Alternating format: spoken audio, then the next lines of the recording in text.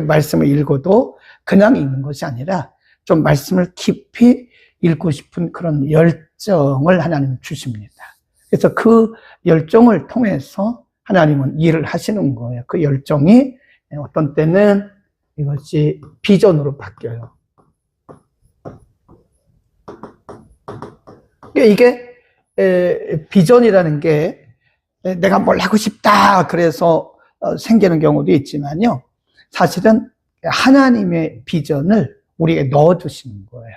그러니까 어떤 분이 어떤 분야에 대해서 굉장한 관심과 열정이 있다 그 말은요. 하나님께서 그분을 통해서 일하시려고 그 비전을 이렇게 넣어주신 거예요. 그러니까 가시화시킨 거죠. 예.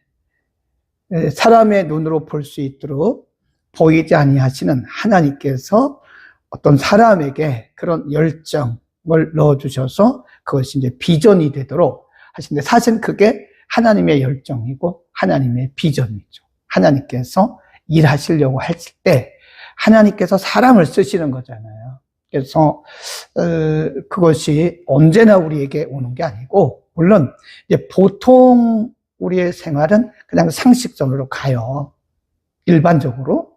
근데 어떤 때 하나님께서 기도를 통해서 또는 그 말씀 묵상을 통해서 때로는 찬양하는 가운데 때로는 말씀을 묵상하는 가운데 하나님께서 우리 마음속에 그런 그런 열정, 비전을 넣어주신다고요. 근데 그거를 발견을 잘 하셔야 돼요. 발견을. 하나님께서 우리에게 비전을 주시고 열정을 주실 때는 반드시 그것을 하나님의 거룩한 목적을 위해서 열매 맺도록 순종해야 된다. 우리 순종만 하면 됩니다. 순종만 하면 나머지는 하나님이 하시는 겁니다. 자, 오늘 출애굽기 20장인데요. 지난주에 우리가 20장 18절부터 21절까지를 공부를 했어요. 무엇이었냐면 지금 시내산에서 모세와 하나님과 모세가 올라가 있고 하나님께서 모세에게 지금 계속 계명을 주시는 거잖아요. 그리고 중간 지도층들이 여기 산 중턱에 있고 나머지 백성들은 이제 시내산 아래 이 광야 이 들판에 머물고 있는 거죠. 중간 지도층들이 뭘 봤냐면 모세와 하나님께서 말씀하실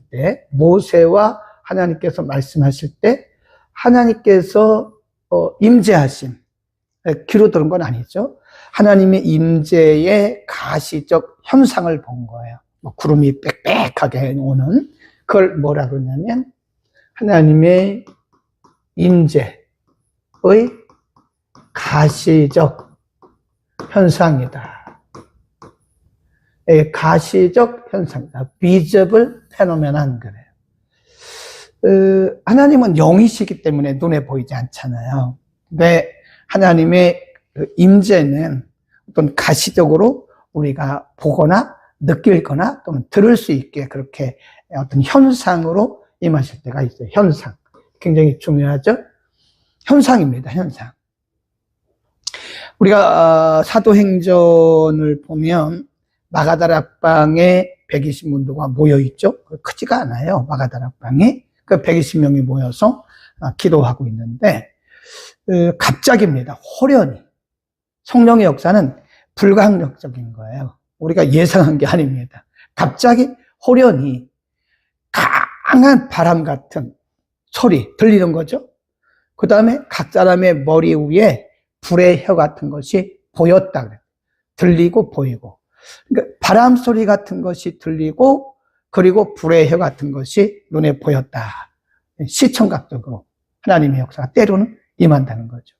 근데 이때는 사도행전 2장 같은 경우는 이미 이제 성령이 오신 상태고 그리고 이제 보편화됐잖아요. 근데 이때는 보편화된 게 아니고 성령의 역사가 보편화된 게 아니고 이때는 하나님과 모세가 특별하게 지금 만나셔서 하나님이 자기를 계시하시는 거거든요. 계명을 주시면서. 그때 나타난 임재의 가시적 현상을 누가 봤냐면 이 중간 지도층들이 본 거예요. 그때 이 사람들이 막 무서워 떠는 거예요. 그 내용이 거기 있는 겁니다. 그 내용이 18절부터 21절. 21절 보세요. 백성은 멀리 섰고 모세는 하나님의 계신 암흑으로 가까이 가니라. 이 암흑이라고 하는 것이 연기거든요. 그게 바로 하나님의 임재의 가시적 현상이다 하는 겁니다. 22절로 갑니다. 22절. 여호와께서 모세에게 이르시되 너는 이스라엘 자손에게 이같이 이르라. 내가 하늘에서부터 너희에게 말하는 것을 너희가 친히 보았다. 이 들었다 말씀하지 않고 보았다. 뭘 통해서? 암흑. 가시적 현상을 통해서. 그래서 그때 이제 경고하시면서 말씀하시기를 너희는 나를 비교서 은으로 신상이나 금으로 신상을 너희를 위하여 만들지 마라. 너희를 위하여. 네. 우리가 1계명, 2계명에 또 말씀하실 때에 너희가 하늘에 있는 것, 땅에 있는 것, 땅 아래 물속에 있는 것, 어떤 형상이든지 너희를 위하여 만들지 말라 그랬어요. 왜 그렇죠?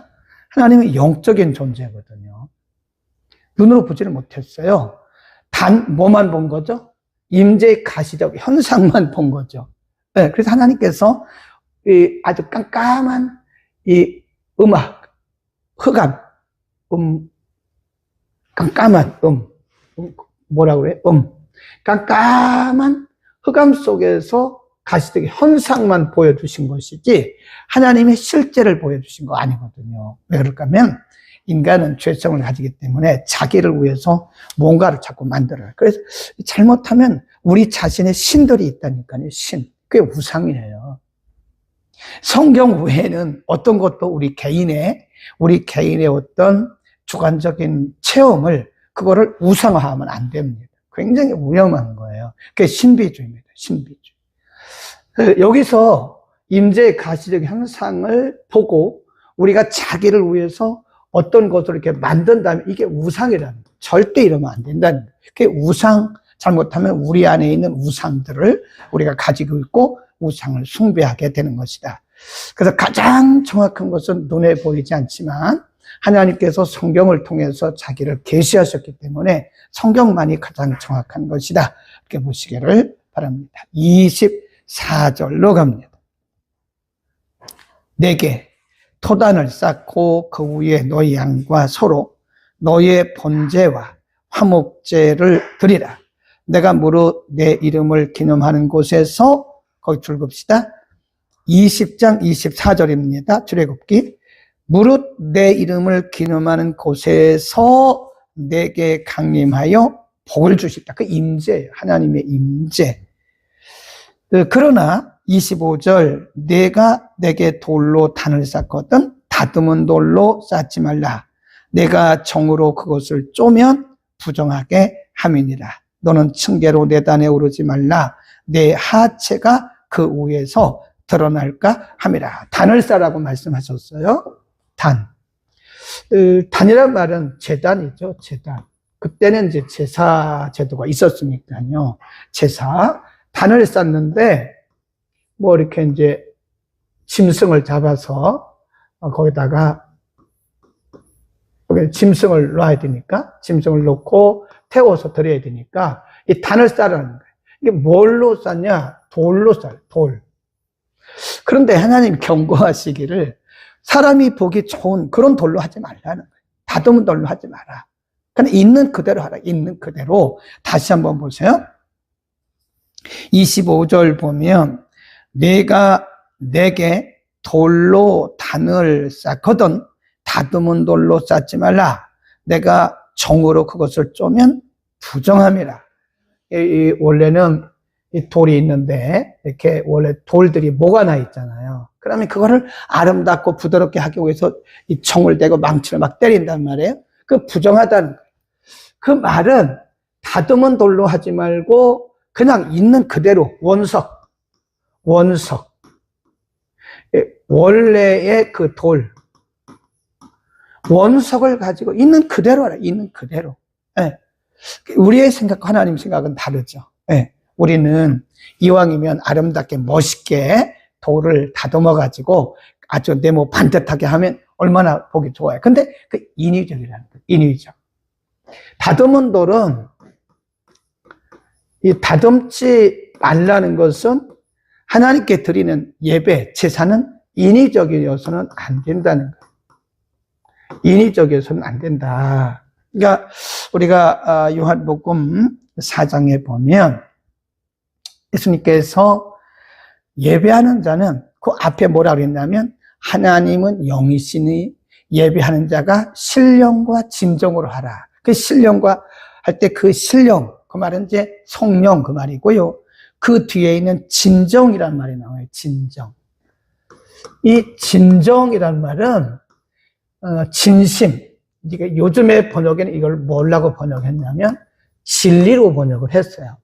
근데 진정이란 말도 저는 맞다고 생각을 합니다. 어렵게 된 곳이 있긴 하지만 그 진정이라고 말이 요즘 번역에 진리라고 되어 있는 게 맞기는 맞으나 제가 볼 때 이 진정이란 말이 뭐냐? 순수한 마음, 순수한.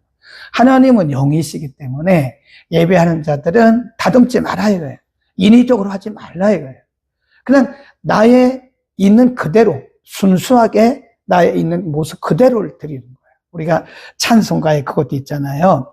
내 모습 이대로 주봐도 그거 있잖아요. 그 찬송가가 얼마나 성경과 매치가 잘 되는지 몰라요. 우리가 하나님 앞에 예배 드릴 때는요, 인위적이어서는 안 됩니다.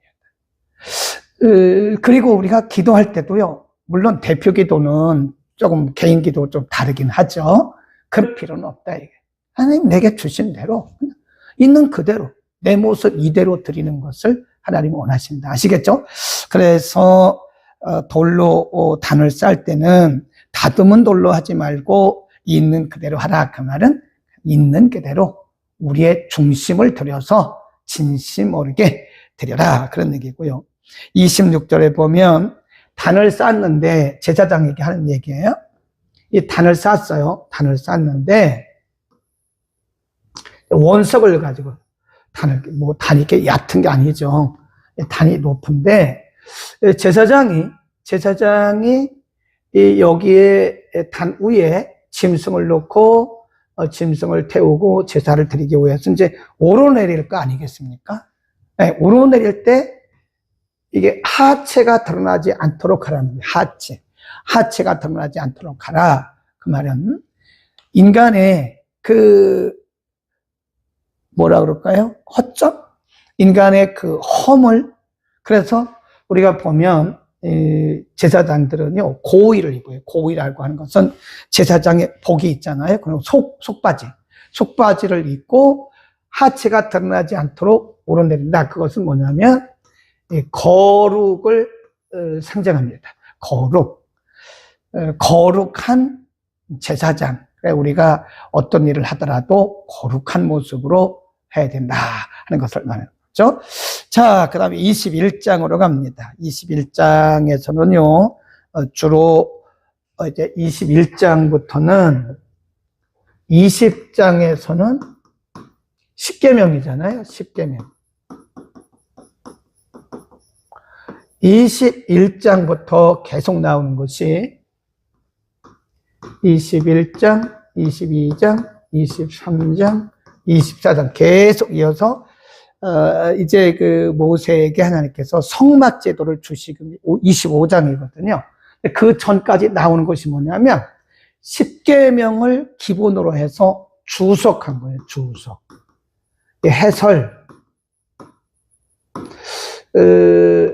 물론 그 하나하나가 다 하나님의 말씀이지만 10계명을 기본으로 해서 이제 해설한 거예요. 네, 하나하나 다 해설한 겁니다. 어떤 것은 1계명에 해당되는 거고, 어떤 것은 2계명에 해당되는 거고, 어떤 것은 6계명에 해당되는 거고, 그러니까 그 계명을 기본으로 해서 하나하나 쭉 해설하는 겁니다. 그래서 21장은 주로 노예에 대한 말씀이에요. 그래서 이건 인권에 대한 말씀입니다. 21장 1절 내가 백성 앞에 세운 율례는 이러하니라. 내가 히브리죠. 같은 종족이죠. 같은 종족. 내가 히브리 종을 사면 그가 6년 동안 섬길 것이요 제7년에는 값없이 나가 자유할 것이며 그가 단신으로 왔으면 단신으로 나갈 것이요 장가 들었으면 그 아내도 함께 그와 나가라.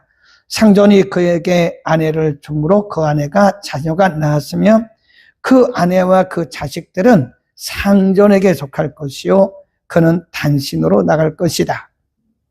이해하시겠어요? 그러니까 노예에 대한 종, 노예에 대한 종, 히브리 종입니다. 이스라엘 히브리 종. 그래서 예를 들어서 종 하나를 이렇게 이제 샀어요. 사가지고 부리고 있는데 6년 동안만 부리고 7년째는 자유하라. 7년째입니다. 7년째는 보내라. 해방시키라. 해방시키라. 그리고 거기 보면 뭘 말씀하셨냐면 노예가 혼자 왔으면 혼자 보내고 예를 들어서 아내와 같이 왔으면 아내도 같이 보내라. 그런데 노예가 들어와서 상전이 주인이 아내를 주었어요. 그리고 자녀를 낳았어요. 그러면 여기는 놓고 나가라는 거예요. 이게 그런 말씀을 하고 있는 겁니다.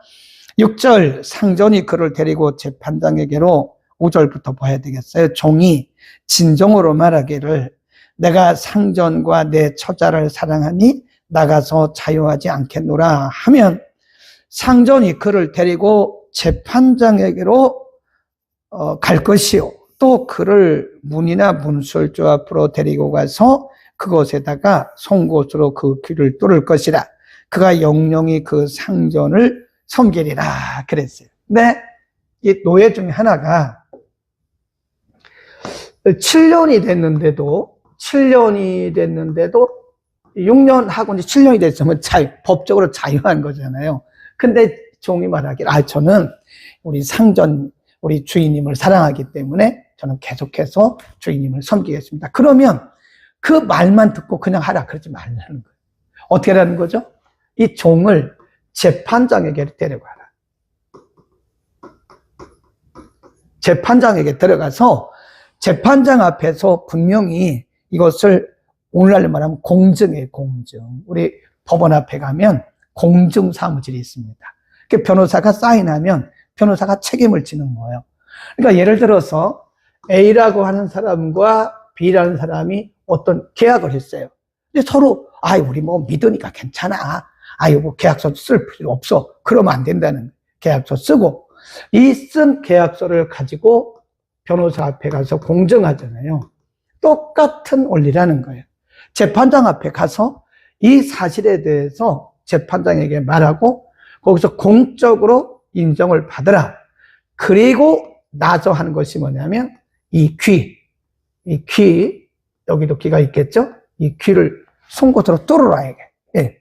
그게 이제 거기 다시 보세요.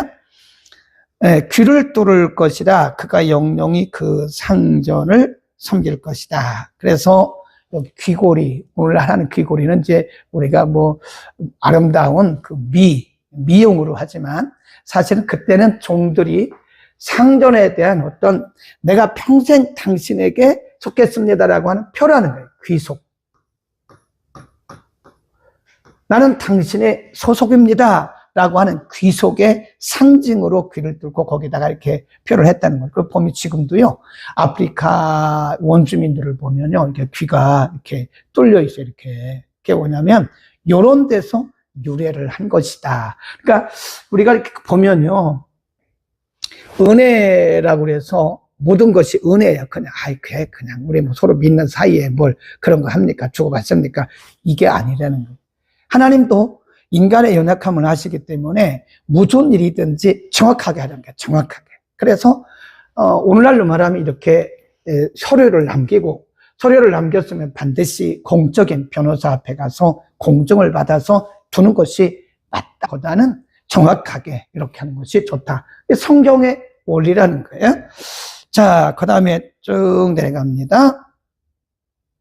12절로 갑니다. 사람을 쳐 죽인 자는 반드시 죽일 것이나 만일 사람이 계획함이 아니라 하나님이 사람을 그 손에 붙임이면 내가 위하여 한 곳을 정하리니 그 사람이 그리로 도망할 것이며, 이제 나중에 이제 이것이 도피성 제도예요.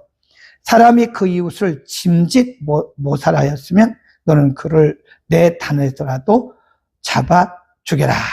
이제 살인에는 두 가지죠.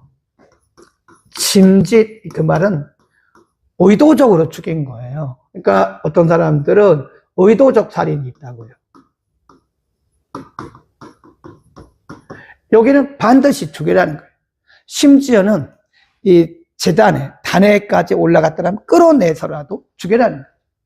또 하나는 실수로 살인하는 경우가 있죠. 네. 의도적으로 죽인 경우는 죽여라. 실수로 한 경우에는 그를 거기 보면 그 사람이 그리로 도망하도록 한 곳을 정해라. 이게 나중에 이것이 뭐냐면 도피성 제도로 발전을 하죠.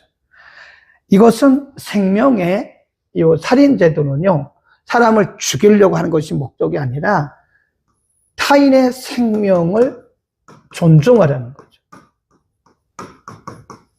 타인의 생명을 존중하라. 하나님의 형상대로 지음받았기 때문에 그런 거죠. 네, 사람을 죽인 자는 반드시 죽여라. 그 말은 하나님께서 사람을 하나님의 형상대로 만드셨기 때문에 사람의 생명을 존중하라. 그런데 나중에 이제 예수님은요, 이 법을 한층 더 업그레이드 했어요. 한층 더. 마태복음 5장 이렇게 가보면요, 원수를 사랑하라 이런 말씀 하시면서 내가 형제에 대해서 라가란 말은 히브리 사람들의 욕이거든, 욕. 너의 형제에게 라가라고 하는 욕을 하는 자, 이 사람.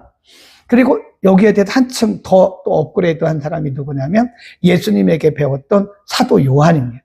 그래서 요한 서신에 보면 형제를 사랑하라 라고 말씀하다가 내가 형제를 미워하면 이미 그를 살인한 것이나 마찬가지다. 예수님도 그런 말씀하셨죠. 보이는 형제를 사랑하지 않으면서 보이지 않는 하나님을 어떻게 사랑하겠냐. 그래서 구약에서는 단순히 그냥 인간의 목숨, 생명에 국한했다면 예수님은 한 단계 더 업그레이드 해가지고 사랑으로 이것을 더 높이셨다. 그러니까 우리가 마음으로 사람을 미워하는 것도 이미 살인하는 거라고. 구약에는 이제 직접 사람을 죽인 게 죽인 거고, 예수님 복음 시대에서는 복음 정신은 미워만 해도, 그러니까 사랑이 얼마나 중요한지 몰라요. 미워해서는 안 된다. 우리 서로 사랑합시다의 형제를 미워하는 것은 살인한 거예요. 15절. 자기 어미나 아비나 어미를 치는 자는 반드시 죽일 것이다. 이것도 지금 계명에서 지금 계속 와서 주석하고 있는 거죠. 이거는 이제 몇 계명에서 온 거죠? 내 부모를 공경하라 하는 5계명에서 온 거죠. 자기 아비나 어미를 치는 자는 반드시 죽일 자라. 사람을 후린 자가 그 사람을 팔았든지 자기 소화에 두었든지 그를 반드시 죽여라. 후렸단 말은 구타하는 것을 얘기하는 거죠. 여기서 부모를 쳤다 그 말도요, 부모를 구타하는 겁니다. 친다 그 말은 오늘날로 말하면 구타. 근데 구약에서, 그러니까 이때는요, 지금 모세에게 말씀하실 때는 실질적으로 신체적 구타를 말하는 거예요. 신체적으로 구타하는 거. 신체적으로 상해를, 자기 아비나 어미를 구타해서 신체적 상해를 입힌 자는 반드시 죽이라는 거예요. 그건 사람이 아니라는 거죠. 칼빈은 말하기를 자기 부모를 공경하지 않는 자는 사람의 탈을 쓴 짐승이다. 그렇게 말했다니까요. 네. 사람이 아니라는 거죠. 이것을 이제 두 가지로 볼 수가 있는 거죠. 이것은 실질적인 육체적, 신체적 상해를 말한다면, 이제 복음 시대에 와서, 신약에 와서, 이거는 실질적인 육체적 상해도 의미하는 것이고, 두 번째는 언어, 세 번째는 생각, 이런 거죠. 말로 아비나 어미에게 막 구타하는 경우도 언어폭력이라 그러잖아요. 언어폭력. 많아요. 만일 우리 크리스찬들이 자기 부모에게 언어폭력한다는 것은 5계명을 지금 범하고 있는 거예요. 생각으로도 마찬가지고, 그것은 이 부모와 자녀와의 관계는, 이게 부모와 자녀와의 관계는 하나님께서 정하신 거예요. 하나님. 네. 예를 들어서 우리가 부모를 선택하고 하나님께서 정해주신 거냐. 그러니까 우리가 부모를 구타하고 부모에 대해서 막 하는 것은 하나님에 대해서 우리가 뭐 하는 거나 똑같은 거예요. 하나님에 대해서 저항하고 하나님의 그 말씀을 우리가 불복종하는 것이나 마찬가지다. 감사합니다. 잘 나온다고요. 권위를 도전하는 것은 하나님이 매우 위험하게 보십니다. 그 다음에 또 나갑니다. 15절, 17절이 같이 나오는 거예요, 지금. 이렇게 별도로 독립절이긴 하지만 그 아비나 어미를 저주하는 자는 반드시 죽여라. 제가 이렇게 보면요. 오늘날 죽을 사람 많아요. 구약대로 한다면 정말 죽을 사람 많습니다. 돌에 맞아 죽을 사람 많아요. 아마 이 서울 시내가요, 이 구약대로 한다면 정말 부모에게 이렇게 부모의 권위를 도전하고 무시하고 구타하고 저주한 사람들을 구약대로 돌로 쳐 죽인다면 아마 서울 시내가 피비린내 날걸요. 가끔 우리 크리스찬들 중에서도요, 부모의 권위를 도전하는 사람들이 있어요. 이거 아무리 기도해도 안 돼요. 예수님은 구약의 율법보다 한층 더 업그레이드 시켜서 우리에게 그 정신을 말씀했거든요. 근데 우리가 부모를 구타하고 부모에게 함부로 하고 저주하면서 예배 드린들 그 예배가 하나님 앞에 상달되겠습니까? 그렇게 부모를 저주하고 구타하면서 우리가 기도한들, 회개도 안 하고 기도한들 그 기도가 하나님 앞에 상달이 되겠어요? 우리가 아주 극한 효도는 못할 망정, 우리 부모에게 극한 효도는 못할 망정 구타하거나 저주해서는 안 된다 하는 것을 말씀드리고요. 그 다음에 쭉 내려갑니다. 20절.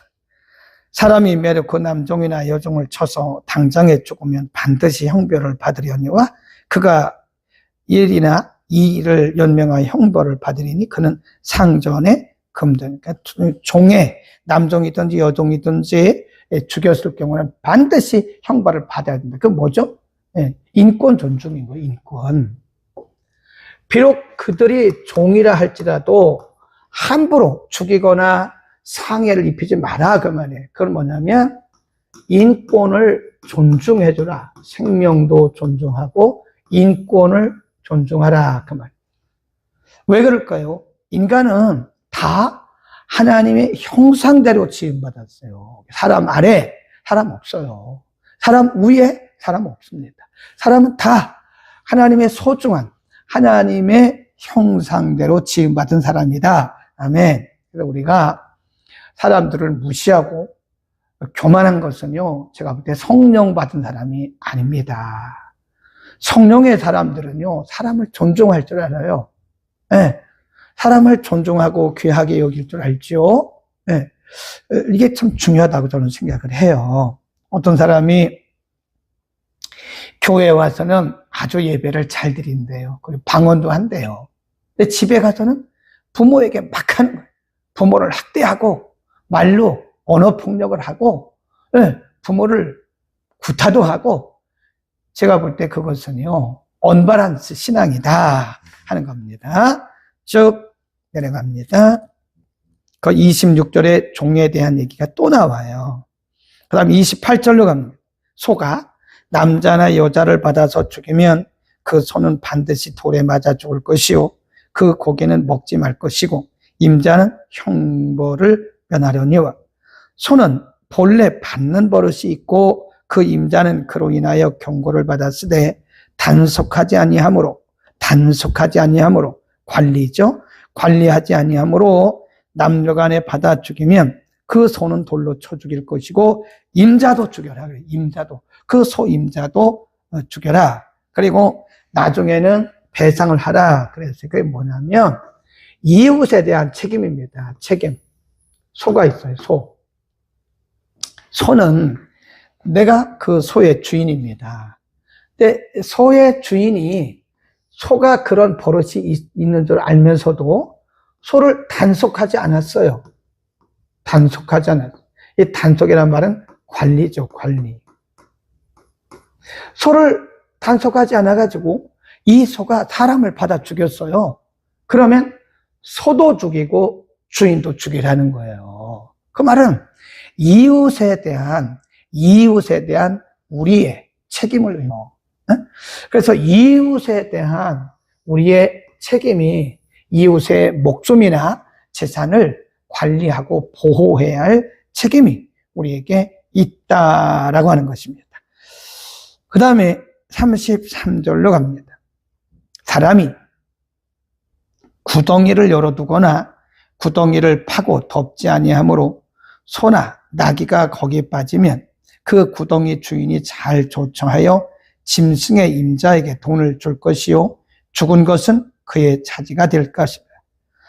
이 사람이 소가 저 사람의 소를 받아 죽이면 산소를 팔아 그 값을 반분하고 죽은 것도 반분하려니와 그 소가 본래 받는 버릇이 있는 줄을 알고도 그 임자가 단속하지 아니하였으면 그는 소를 갚을 것이요 죽은 것은 그의 차지가 될 것이다.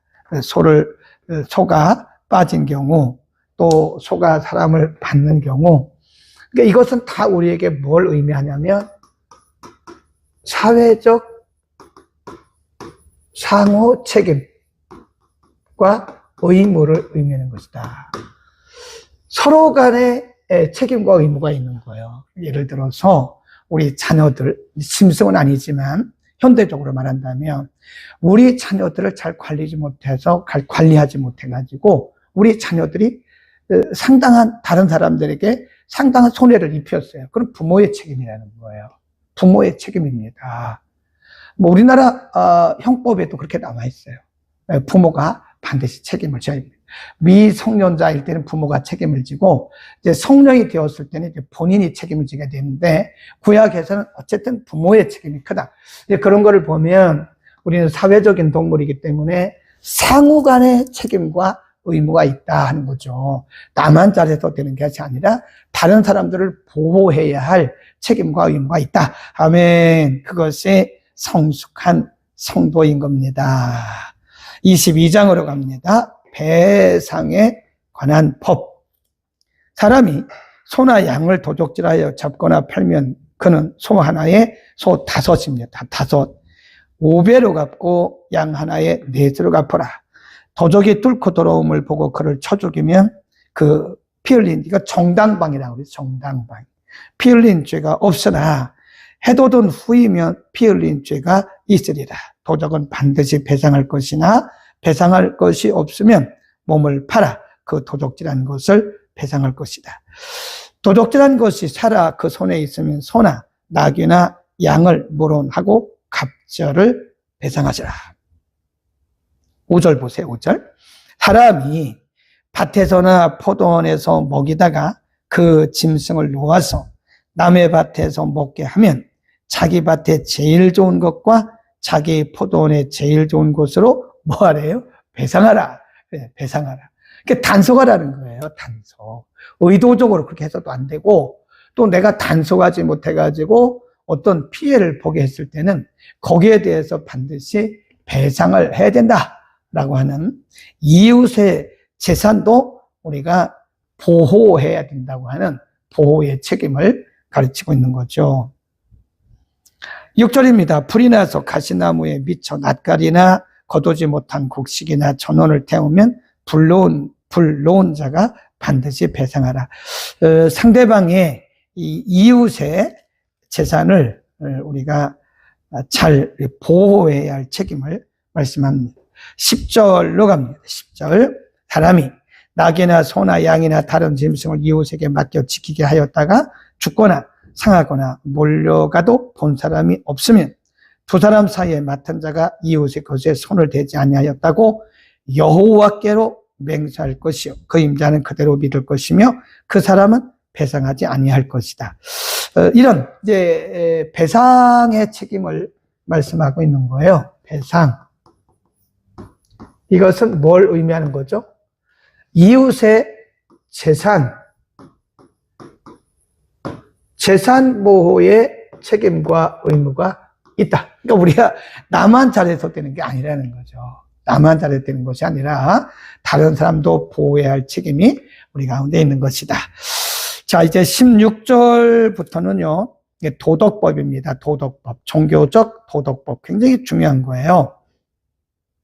16. 사람이 정혼하지 아니한 처녀를 꾀어.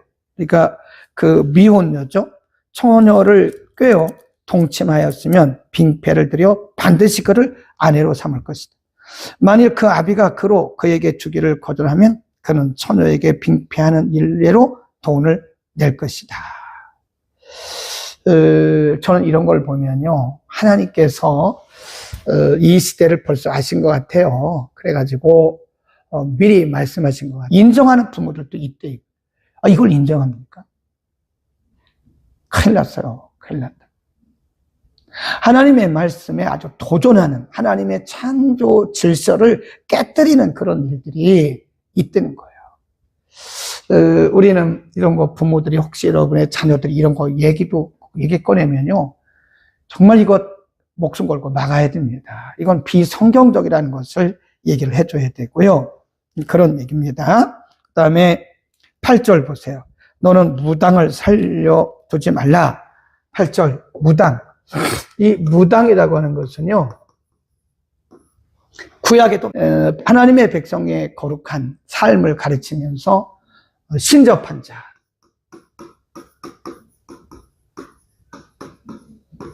또 꿈꾸는 자, 영매자, 이 다 성경에 나오는 겁니다. 신접한 자를 살려두지 마라. 꿈꾸는 자, 이 꿈이란 말은요, 우리가 오늘 흔히 말하는 그런 꿈이 아니에요. 이상한 꿈 꾸고 그걸 가지고 사람들에게 퍼뜨리는 그런 꿈꾸는 자, 영매자. 영매가 뭔지 아세요? 신접이라는 게 신접.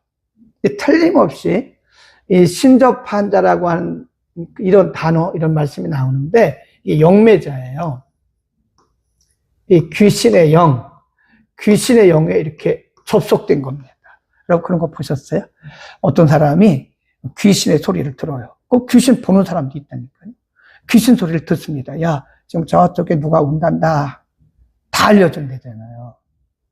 노란색을 옷을 입고 파마를 한 아주 예쁘장한 여인이 온단다. 어떤 남자가 오는데 지금 아주 수염이 이렇게 나고 목소리가 굵고 이런 사람이 온단다. 알려준대잖아요. 이게 바로 신접한자예요. 사람이 오면 그 사람의 과거를 다 맞춰요. 꼭 신기하게 생각하지 마세요, 여러분. 큰일 납니다. 그 신접한자예요. 우리나라도 그런 사람 많아요. 네, 신접한자. 그래서 그 사람의 이름을 딱 대잖아요. 그러면 그 사람의 과거를 쫙 맞춥니다. 사람들이 신기함. 이 사람 기도 많이 하니까 이 사람을 꿰뚫어 봐. 이 사람은 과거를 다 맞춘대. 그 사람한테 가서 기도받아야 돼. 이거 정말 위험한 거예요. 신접한 영매자입니다. 그럼 뭐라 그랬어요? 살려두지 말라는 게, 죽이라. 무당은 그 사회에서 죽이라는 거예요. 왜죠? 하나님의 말씀을 혼선시키는 거예요. 혼선. 우리는 하나님과 인격적인 관계를 맺고 하나님을 바라보고 하나님의 말씀을 통해서 하나님과 교제해 나가는 겁니다. 그런데 이런 무당들이 하나님 앞에 가는 혼돈. 우리가 보면 와이파이가 이제 눈에 보이진 않지만 그 와이파이 있잖아요. 근데 와이파이가 끊어질 때가 있어요. 어떤 때는 이것이 막 혼돈됩니다. 혼선. 그게 전파에 눈에 보이지는 않지만 전파가 있는데 전파를 막 혼돈시키고, 제가 지난주에 말씀드렸잖아요. 얼마 전에 이 미사일을, 포탄을 던졌는데 그 포탄에서 이 포탄이 민가로 떨어진 거예요. 그 왜 그랬냐면 요즘에는 이 모든 것이 다 전자 시스템이라고요. 예. 전에는 이렇게 눈으로 보고 이렇게 때렸지만 지금 그게 아니라 전자 시스템. 어느 지역에 포탄을 때린다. 그러면 여기서 이제 전자로 딱 조정해가지고 각도를 딱 맞춰가지고 단추를 딱 누르면 가서 여기를 딱 하는 거예요. 근데 여기에 뭐가 왔냐면 전파 장애가 온 거예요. 전파 장애. 이게 북한에서 하는 거죠. 이 전파를 막 방해하는 거예요. 그러면 엄청난 피해가 오는 거죠. 그러니까 똑같은 거예요. 이 무당들이 우리가 말씀을 통해서 하나님께 가야 되는데 자꾸 우리를 방해하는 거예요, 이게. 예, 방해하는 겁니다. 그래서 하나님과의 관계를 가로막는 방해꾼들이 누구냐? 무당들. 예, 오늘날로 말하면 신비주의자. 중요합니다, 여러분. 신비주의. 오늘날로 말하면 신비주의. 그러니까 누가 뭐 기도해다 뭘 봤다, 그것은 자기 개인의 뭐죠? 주관적 체험일 뿐이에요, 그거는. 네, 그걸 가지고 집사님 내가 기도하는데 집사님 오늘 동쪽으로 가지 마. 동쪽에서 큰일 난대. 그런 말에 또 혹하는 사람도 있더라고요. 그냥 두면 성도들은 또 다른 우리가 어떤 영적인 체험을 하잖아요. 그러면 더 큰, 더 많은, 더 상세한 어떤 영적인 체험을 요구하다가 나중에는요, 모두가 다 신비주의에 빠져버려요. 교회가 망하는 거예요. 말씀이 없이 신비주의에 빠져서 무슨 뭐 예언하고 예언받고 뭐 기도하고 뭐 보고 이런 신비주의. 그래서 저는 그렇게 생각합니다. 현대판 무당이 누구냐? 신비주의. 이거 굉장히 무서워요. 교회를 좀먹는 것이 신비주의입니다.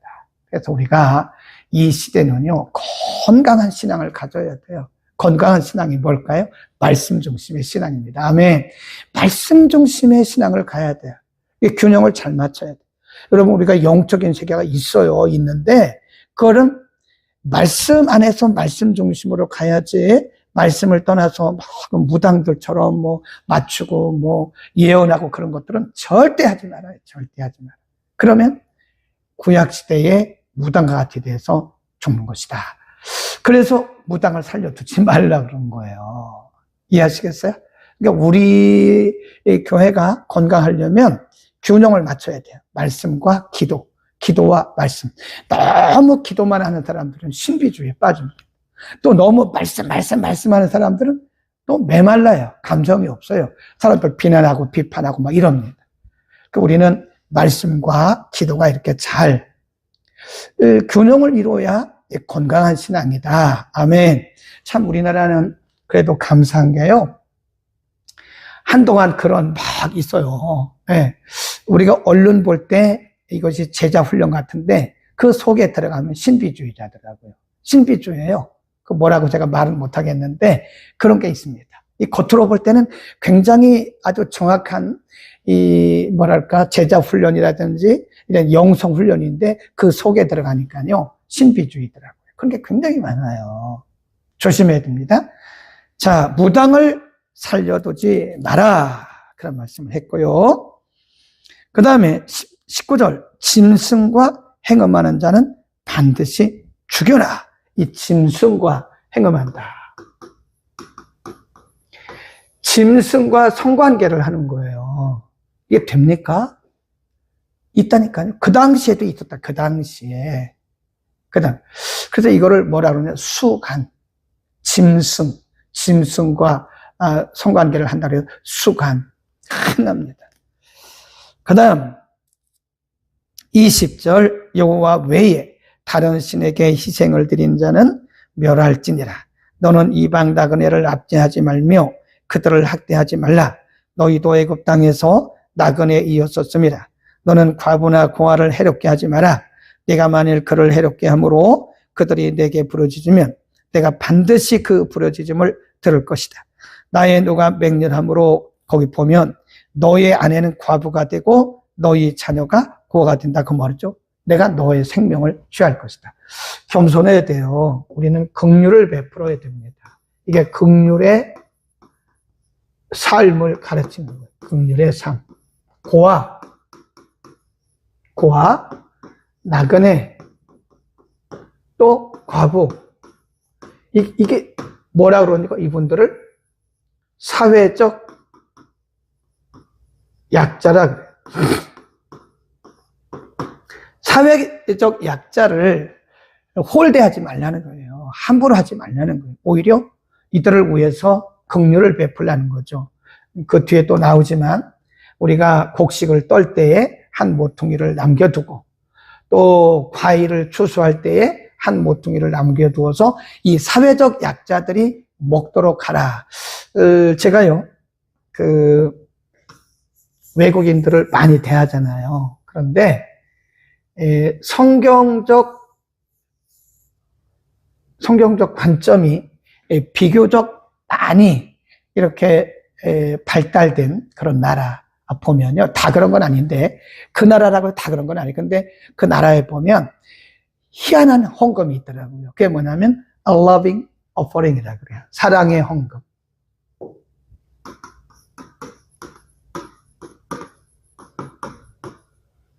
우리 교회 같은 경우는 이제 지명 헌금이라고 그러죠. 무명으로 누구를 지명해요. 예를 들어서 어떤 분이 어려움을 당하고 있는데 내 이름을 나타내지 않고 누구에게 드려주십시오. 그러면 재정부에서 그거를 전액 다 이제 저를 주시죠. 그럼 제가 그분에게 바로 전달을 하죠. 이게 사랑의 헌금이라는 게 있더라니까요. 11조 헌금, 감사 헌금 이런 거 말고 그 외에 사랑의 헌금이라는 것이 있더라고요. 그게 뭐냐 그랬더니 이게 교회 안에 어려운 이들 아니면 교회 밖에 어려운 이들을 돕는 그 헌금이라는 거예요. 사랑의 헌금. loving offering이라고 그러는데 그거 참 좋다고 생각을 합니다. 하나님은 24절에 보면 만일 이런 사회적 약자, 나그네, 과부, 고아를 해롭게 하고 압제하면 경고하시기를 나의 노가 맹렬함으로 내가 칼로 너희를 죽이리니 너희 아내는 과부가 되고 너희 자녀는 고아가 될 것이다. 그건 무슨 얘기죠? 너희 자녀는 고아가 되고 너희 아내는 과부가 된다는 말은 내가 너의 생명을 취하겠다. 그런 말씀이에요. 야고보서에도 보면 야고보서는 믿음과 삶을 가르치는 말씀이잖아요. 거기 보면 참된 경건이 뭐냐? 이것만 찾고 마치겠습니다. 야고보서 2장인가요? 보면 진짜 경건이 뭐냐? 참된 경건은 야고보서 한번 다 같이 찾아보셔도 집에 계신 분들도 히브리서 다음에 있습니다. 야고보서 1장으로 갑니다. 1장 27절에 보면 야고보서 1장 27 371면 좌후에 전후에 있습니다. 야고보서 1장 27 하나님 아버지 앞에서 정결하고 더러움이 없는 경건은 곧 고아와 과부를 그 환난 중에 돌아보고 또 자기를 지켜 세속에 물들지 아니하는 것이다. 진짜 경건이 뭐냐? 물론 기도 많이 하고 우리가 구별된 삶을 사는 것도 경건입니다. 그런데 야고보 사도는 말하기를 진짜 경건은 그거보다 더 중요한 경건은 이렇게 사회적 약자들을 돌아보고 자기를 지켜서 세속에 물들지 않게 하는 그것이 진정한 것이다. 자, 어차피 열었으니까요. 야고보서 2장 13절을 한번 보자고요. 어차피 우리가 야고보서를 열었으니까 야고보서 2장 13절에 보면 긍휼을 행하지 아니하는 자에게는 긍휼 없는 심판이 있으리라. 긍휼은 심판을 이기고 자랑하느니라. 긍휼이죠. 네. 그래서 우리가 마태복음 5장에도 공부했지만 긍휼히 여기는 자는 복이 있나니 저희가 긍휼히 여김을 받을 것이다 그랬잖아요. 그러니까 여기 지금 이렇게 사회적인 약자들을 함부로 하는 고아 나그네 과부를 함부로 하고 억압하는 것은 곧 이게 하나님께서 기뻐하시지 않는 것이다. 아멘.